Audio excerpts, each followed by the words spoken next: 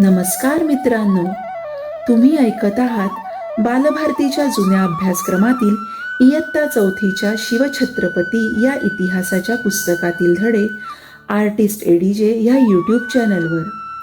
ऐका आणि आपल्या इतिहासाच्या तासाच्या आठवणी परत जाग्या करा. जागा करा तो प्रत्येक क्षण ज्यात अगदी बालवयापासून आपण आपल्या महाराजांशी, त्यांनी केलेल्या कार्याशी आणि आपल्या स्वराज्याशी नकळतपणे जोडले गेलो, आणि तेही अगदी कायमचे, आयुष्यभरासाठी. मित्रांनो, मागील धड्यातून राज्याभिषेकाचा क्षण आपल्या डोळ्यासमोर उभा राहिला. आता ऐकूया धडा 15वा. राज्यकारभाराची घडी बसवली. राज्यकारभाराची घडी. शिवरायांनी जीवाचे रान करून स्वराज्य स्थापन केले. हिंदवी स्वराज्याचे ते छत्रपती झाले. स्वराज्यातील प्रजा सुखी होती, देवदेवळे सुरक्षित होती. मात्र स्वराज्यावर अनेक संकटे येत होती. या संकटातून पार पडून स्वराज्य कायम टिकावे अशी शिवरायांची इच्छा होती. राज्य कायम टिकवायचे असेल, प्रजेला सुखी ठेवायचे असेल, तर त्यासाठी राज्यकारभाराची घडी व्यवस्थित बसवावी लागते. ती शिवरायांनी बसवली. राज्यकारभाराचे काम व्यवस्थित चालावे म्हणून शिवरायांनी राज्यकारभाराची 8 खात्यात विभागणी केली. प्रत्येक खात्यावर एक प्रधान नेमला. प्रत्येक खाते त्या त्या प्रधानाकडे सोपवले. हेच शिवरायांचे अष्टप्रधान मंडळ. शिवरायांचे अष्टप्रधान मंडळ.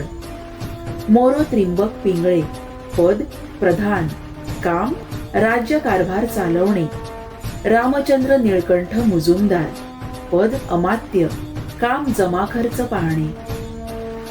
हंबीरराव मोहिते, पद सेनापती, काम सैन्याची व्यवस्था ठेवणे. मोरेश्वर पंडितराव, पद पंडितराव, काम धर्माची कामे पाहणे. निराजी रावजी, पद न्यायाधीश, काम न्यायदान करणे. अण्णाजी दत्तो, पद सचिव, काम सरकारी आज्ञापत्रे पाठवणे. दत्ताजी त्रिंबक वाकनीस, पद मंत्री, काम पत्रव्यवहार सांभाळणे. आणि रामचंद्र त्रिंबक डबीर, पद सुमंत, काम परराज्यांशी संबंध ठेवणे. प्रधान अमात्य सचिव मंत्री, सुमंत न्यायाधीश धर्मशास्त्री, सेनापती त्यात असे सुजाणा, अष्टप्रधानी शिवमुख्य राणा.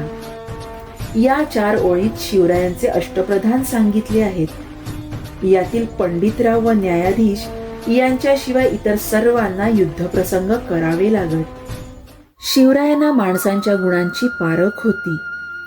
एखादा जवाहिऱ्या एक मोती पारखून तोलून घेतो व त्या मोत्यांचा हार गुंफतो. तशी कसून पारख करून शिवरायांनी आपल्या अष्टप्रधानांची निवड केली होती.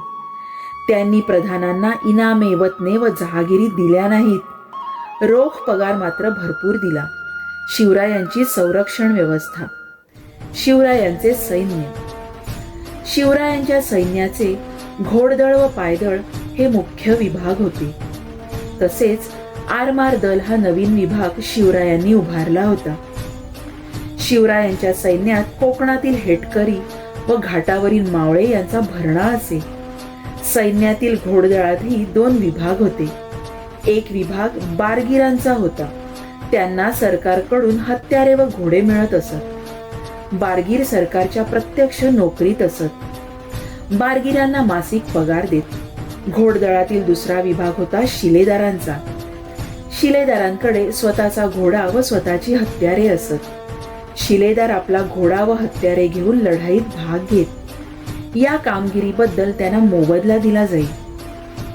शिवरायांच्या लष्करात घोडदळाप्रमाणे पायदळही मोठे होते. पायदळाच्या प्रमुखाला सरनोबत म्हणत. पायदळात हजारी, जुमलेदार, हवालदार इत्यादी अधिकारी असत.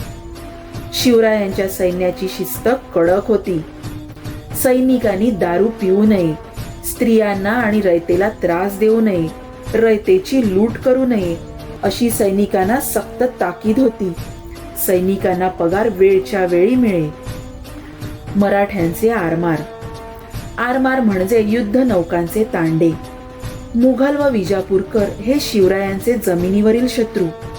त्यांना शिवरायांनी जेरीस आणले, पण सिद्धी, पोर्तुगीज आणि इंग्रज हे समुद्रावरील नवीन शत्रू निर्माण झाले. शिवरायांनी त्यांच्या बंदोबस्तासाठीच दूरदृष्टीने आरमार दल उभारले, युद्धनौका बांधल्या, सिंधुदुर्ग व विजयदुर्ग यासारखे समुद्र किल्ले बांधले. युद्धनौका घेऊन शिवरायांनी अनेक मोहिमा काढल्या. शिवरायांच्या आरमाराचा शत्रूवर जबर वचक बसला. त्या काळात राज्याच्या संरक्षणासाठी किल्ल्यांचा फार उपयोग होई. शिवरायांकडे सुमारे 300 किल्ले होते. किल्ल्यांवर कडेकोट बंदोबस्त होता. प्रत्येक किल्ल्यावर किल्लेदार, कारखानीस व फडणीस हे अधिकारी असत. शिवरायांच्या लष्करी व्यवस्थेत गुप्त हेरखाते होते. बहिर्जी नाईक त्यांच्या हेर खात्याचा प्रमुख होता. शिवरायांचे हेर गुप्तपणे शत्रूच्या गोटात शिरून गोटातील खडानखडा माहिती काढून आणत. कोणतीही चढाई करण्यापूर्वी शिवराय हेरांकडून बातम्या मिळवत आणि मगच चढाईचा बेत आखत. मुलकी व्यवस्था. राज्यातील मुलकी व्यवस्था ही शिवरायांनी चोख ठेवली होती. स्वराज्यात 12 सुभे होते. सुभा म्हणजे प्रांत. सुभ्यावर सुभेदार हा अंमलदार असे. सुभ्याचे काही विभाग असत, त्यांना परगणा म्हणत. परगण्याच्या अधिकाऱ्यास हवालदार म्हणत. एका परगण्यात अनेक गावे असत. प्रत्येक गावात पाटील व कुलकर्णी असे. राज्याचा कारभार शिवराय स्वतः बघत. अधिकाऱ्यांच्या नेमणुका ते स्वतः करत. प्रधानांना कामे नेमून देत. स्वराज्याचा खजिना द्रव्याने भरलेला असे. राज्यकारभारात हिंदू मुसलमान असा भेद शिवरायांनी केला नाही. त्यांनी गुणी माणसांना जवळ केले, त्यांना कारभाराला लावले, त्यांचा स्वराज्याच्या कामी उपयोग करून घेतला. स्वराज्याशी बेईमानी करणाऱ्याला मात्र त्यांनी कधी क्षमा केली नाही. फितुरांना त्यांनी कडक शिक्षा केल्या, मग तो आपला असो किंवा परका असो. अशा प्रकारे शिवरायांचा राज्यकारभार अतिशय चोख होता. धडा 15वा इथेच समाप्त होत आहे. या पुढील धड्यात तुम्ही ऐकणार आहात दक्षिणेतील मोहीम. मित्रांनो, यापुढेही असेच नवनवीन व्हिडिओ अपलोड झाल्यावर त्याची सूचना मिळण्यासाठी आपल्या आर्टिस्ट एडीजे या चॅनलला सबस्क्राईब करून बेल आयकॉनवर क्लिक करा आणि व्हिडिओ आवडल्यास जरूर लाईक आणि शेअर करा. धन्यवाद.